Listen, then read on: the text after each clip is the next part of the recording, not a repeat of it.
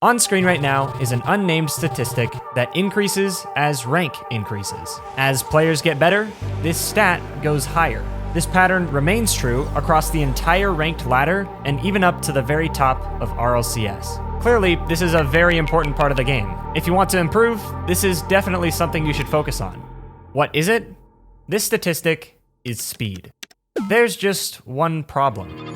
It's really commonly said that when an opponent is just totally outclassing you and they're clearly better, a lot of the time it's just because they're playing faster than you. They move around the field faster, they dust you to every aerial, beat you to every challenge. As long as this is happening, you basically have no chance at winning. It just shows you how important it is to play fast in this game. It just gives you such an advantage. However, the main problem with this is when you actually try to improve this stat and up your speed, everything else goes wrong. The stats speak for themselves. The players who are better than you are playing faster than you. However, you can't just focus directly on improving that part of your game and actually expect good results. Because when you do, every other aspect of your gameplay tends to fall apart. You start whiffing like crazy, you can't shoot the ball on target, you put yourself in horrible positions. If you've ever actually tried playing fast, chances are you know exactly what I'm talking about. It's just a total disaster. What do I value, speed or everything else? It's pretty clear this is more important. But what if you didn't have to choose just either or? What if there was a secret method to achieving both of them at the same time? Almost like a brain hack that bypasses that mental barrier that seems impossible to get through. Well, it turns out I'm not the only person who's thought of this idea. After doing some research, I discovered that a lot of people have tried finding solutions to this problem. I watched some videos on the topic and asked some professional opinions as well, and by far, the most common answer I got back was one particular solution. If you practice in slow-mo, you will have so much time to run scenarios through your head that when you switch back to normal speed, you'll be thinking way faster. This is the exact sort of brain hack I was looking for. In theory, playing in slow-mo as a warm-up should prep your mind into thinking super fast without the downside of everything else going wrong. So with such a cool idea, the next logical thing to do was test it out.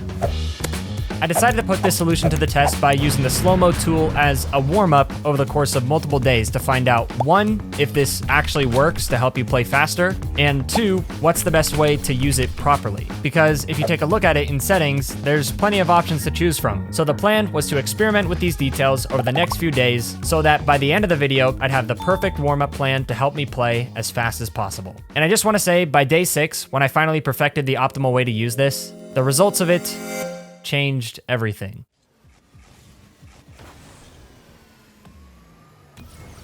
That's pretty good. All right, I think that's enough. Let's see how normal speed feels now. Okay, yeah, there's an immediate difference. Oh my god. Dude, what the heck? What the heck? Okay, I don't want to ruin it, so I'm just going to jump straight into ranked. Open. Nice. I'm up so early. Yeah, he's not even close. Nice. Good setup. Finish that. Let's go, dude. Oh, yeah. Oh, yeah. That's insane, though. Like, it actually, like, rewired my brain. Nice. Nice. Oh my gosh, that's so fast. Switching from a slow speed back to normal genuinely felt like a superpower of some sort. It's hard to explain. In case you couldn't tell, my confidence is just through the roof because of it, which is super important at the start of ranked sessions since that tends to carry on throughout. Unfortunately, as you can probably expect, that feeling of speediness wore off after just a few games as I started to play more in normal speed. So it started to feel like just normal Rocket League again. My record actually ended up only being 4-3, so it left something to be desired because that number definitely doesn't do justice to how great I was actually performing. And you'll see exactly what I mean by that at the end of the week. Day 1 was only the beginning. All right, we're gonna try out 50% this time, so going all the way down to the minimum that allows you in game. While day 1 definitely made me feel like I was playing really well, I didn't have the results to show for it yet. So on day 2, I decided to take it a step further and drop it down to 50% game speed, which, as you can probably tell already, is a huge difference. My only issue with it though was that it just felt too slow as I was doing it, pretty much to the point where it was honestly boring to warm up like this. I decided to do it for the same amount of time, just 10 minutes to keep everything simple, and when I went back to normal speed, the effects of it were even stronger. Yeah, it feels actually like 2 times speed. I'm sure to you guys it looks completely normal, but to me this feels totally different. Get it? No, not quite. Huh. Okay.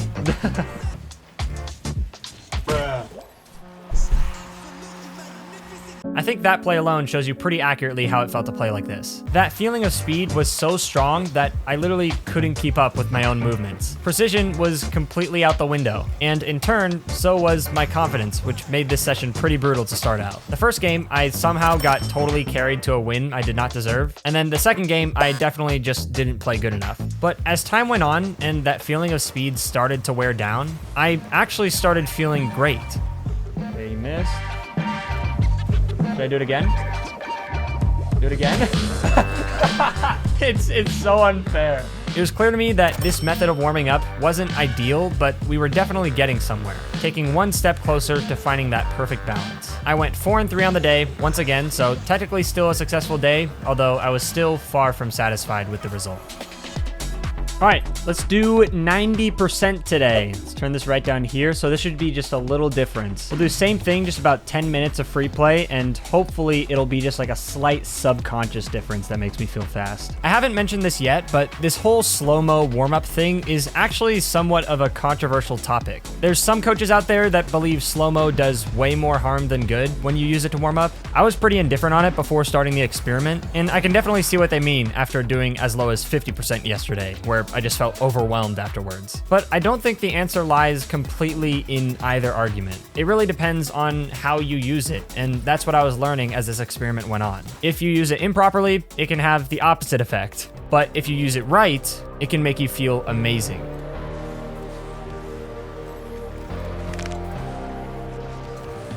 That was nice. Let's go.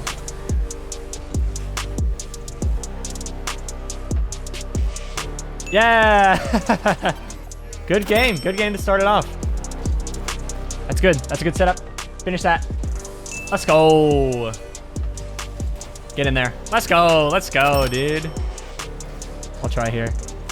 Ooh, let's go, dude. Actually, those are pretty tough reads, and I just went for it, full confidence. Although the session started out a little back and forth, alternating between wins and losses, I eventually ran away with it and won 6 games in a row at one point. It was interesting because the effect of the warm-up was about as expected. It was a lot like day 1, but just a slight effect that you could hardly even notice. And even then, it felt like it wore off after just a few games. But even when it did, the wins kept coming along, and the lobbies continued to feel easy. I finished with a record of 8 and 3, going up 47 MMR in one day. That was now 3 days in a row with a positive rank session, which seemed to confirm for me that this test was totally working. Until I got a little too experimental. The thing is, while the game speed slider in settings only goes from 50 to 100%, the one built into Baka's mod goes far beyond that. With this one, you can actually speed up your gameplay, which gave me a risky idea. One of the big things I noticed while warming up in the previous days was that I was super mechanical and precise while playing in slow-mo, mainly because I just had so much time to position my car exactly how I wanted in each moment, which made me think, if I instead warmed up at a faster game speed, would that make the normal gameplay feel like that was now in slow-mo? That was the question. Unfortunately though, this didn't exactly go according to plan. What actually happened was a ranked disaster that I prefer not to talk about. All you really need to know is that I would not recommend this. Although the difference was subtle, it made me play instantly worse. I scraped away with a record of 2 and 5 on the day, but honestly, it could have gone a lot worse than that even. Anyway, let's pretend this never happened and move on to the last day before it all came together. I decided to try 90% again because there was a pretty clear disconnect between how I felt like I was doing and what the actual result turned out to be the first time I tried it. Don't get me wrong, I definitely felt great the first time, but I wasn't completely sure that this was the best percentage for me. This session would hopefully reveal the truth about that. Nice, all right. It's been 10 minutes, let's go ahead and jump into ranked. Got it around, let's go. All right, GG. Let's go. Let's go, dude. Got this. Just double tap it. Let's go, dude. Let's go. Surprise, surprise, this session also went well. It wasn't as crazy good as the first time I did 90%. It was definitely a lot more reasonable, but the subtle feeling of being faster than everyone else was definitely there. I think a huge reason why this is all going so well is because it kind of forces you to not be on autopilot. In other words, in the warm-up, you're basically hyper aware of every little movement you're making, just because it's going slightly slower than normal, so you have to be fully aware of it. My record was 6-3 on this day, going up another 29 MMR. The growth over this experiment has already been insane, but I had one last plan to make it even better.